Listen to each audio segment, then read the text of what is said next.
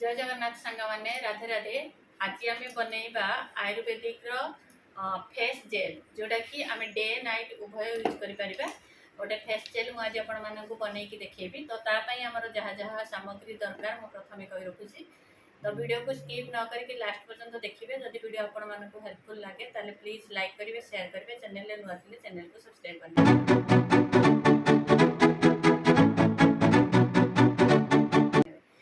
Facebook और Instagram page में देखते चैनल को फॉलो करने को भूलें।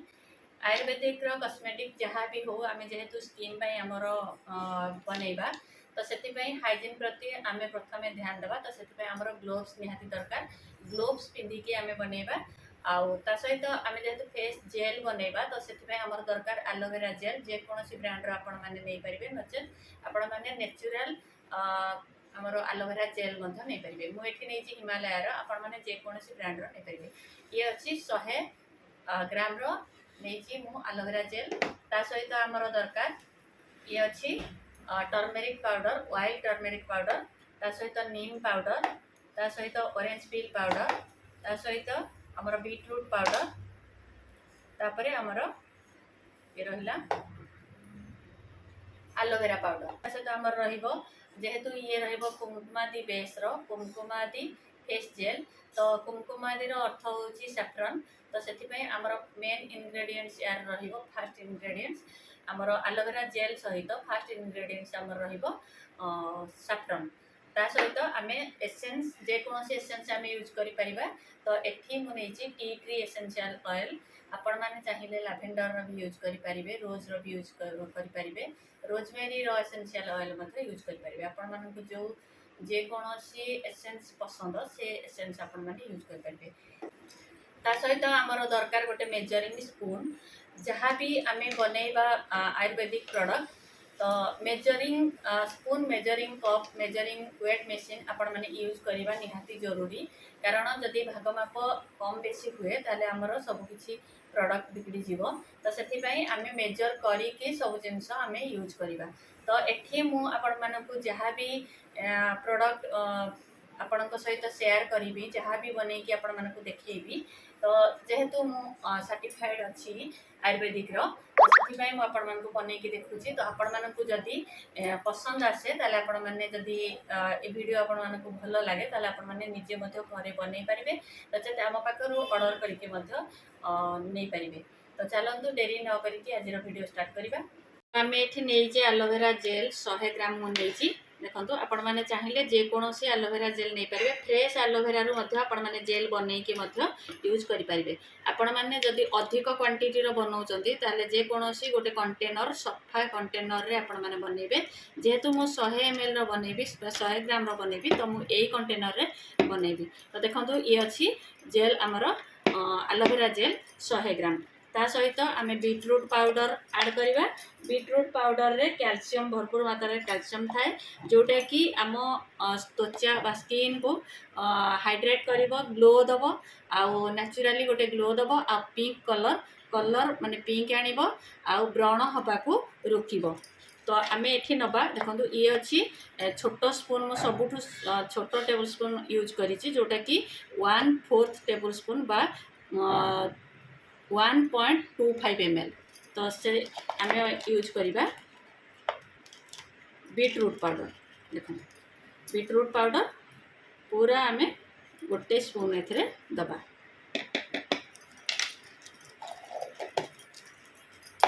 तो आपण मैंने जदि घरे बनइबा को चाहूँगी ताले आराम से आपण मैंने बनई पारिबे, कौन असुविधा नहीं।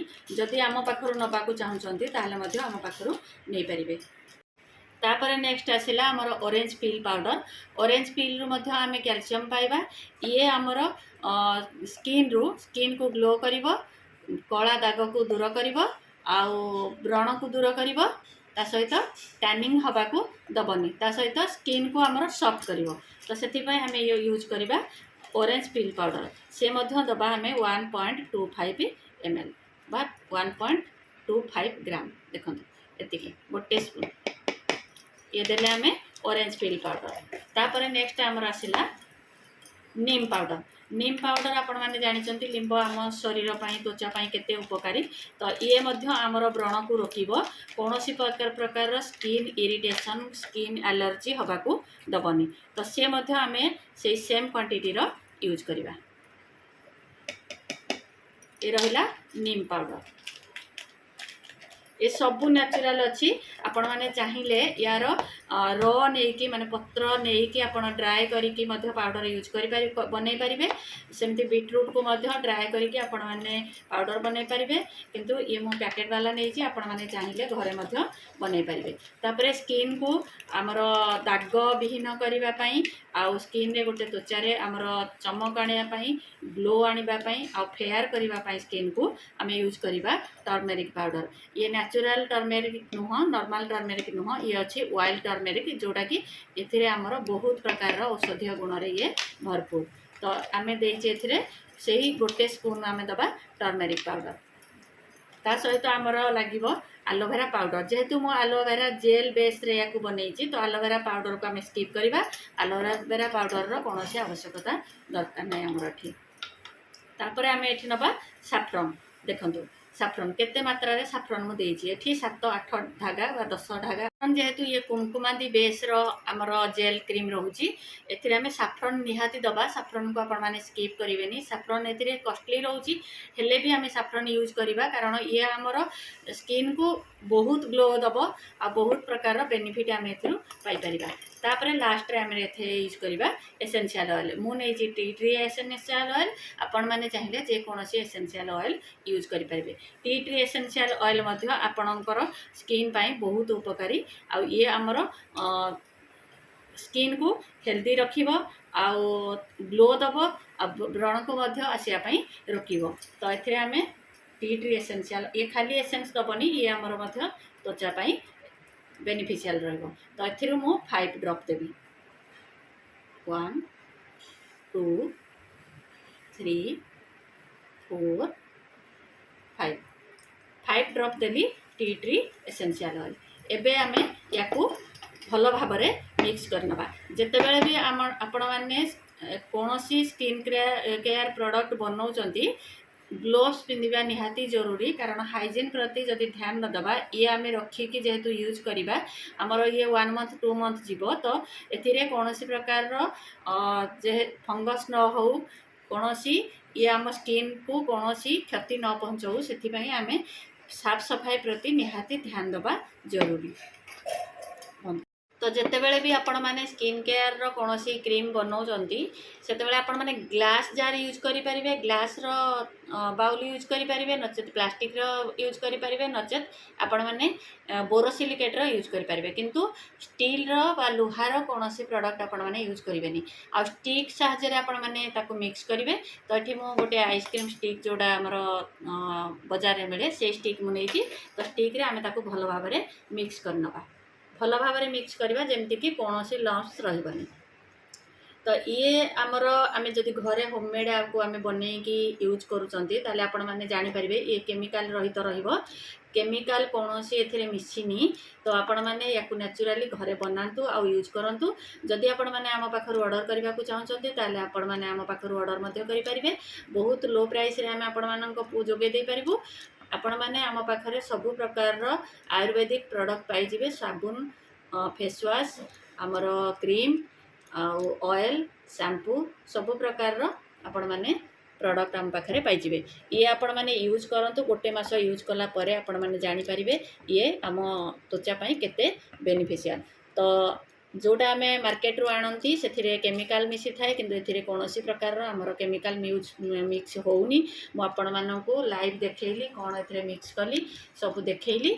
किछि भी एथिरे आउ आमर लुचा छपा नाही तो जदि या आपण मैंने बिजनेस पर्पज रे करूचंदी अधिक क्वांटिटी रे बनाउचंदी ताले एथिरे प्रिजर्वेटिव देई परिबे नचेत जदि घरे अल्प बनाउचंदी ताले कोनोसी प्रिजर्वेटिव रो मध्ये आवश्यकता नाही तो आपण माने जदि आम पाखर ऑर्डर करूचंदी ताले जेबे ऑर्डर करिवे आमे जदि संगे संगे आपण को बनेकी दउचु सेथिरे मध्ये आपण माने जदि चाहिबे आमे सेथिरे प्रिजर्वेटिव मध्ये ऐड करिवुनी तो देखंतु एथिरे मु कोनोसी प्रकार रो प्रिजर्वेटिव ऐड करिनी ये जो हमर सैफ्रन अछि एथिरे मिक्स हे कि रहिला परे ये यार कलर छाड़िबो आ तार बेनिफिट सबु पाई परिबा तो देखो मुझे कौन प्रकार कंजूसी करनी साफ्रन ढेर मात्रा देती। तो देखो 100 ग्राम रे मु पाखापाखि 9 ରୁ 10टा धागा ए साफ्रन देती। तो ये आमर स्किन केयर पाई आमर डे आउ नाइट रो उभय आम यूज कला भाया आमर जेल क्रीम रेडी हो जाइए। मुझे आपण मानू फ्रंट रे लगे देखी।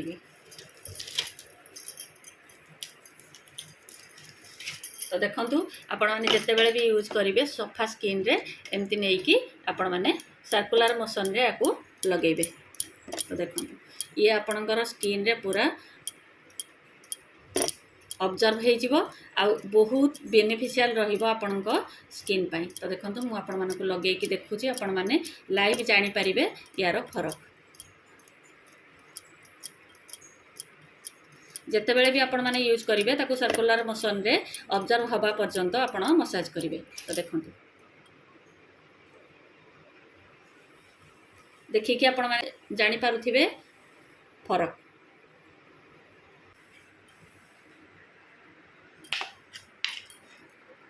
एबे हमर मु आपण मानकु लाइव बनै कि देखैली आयुर्वेदिक रो जेल फेस जेल क्रीम।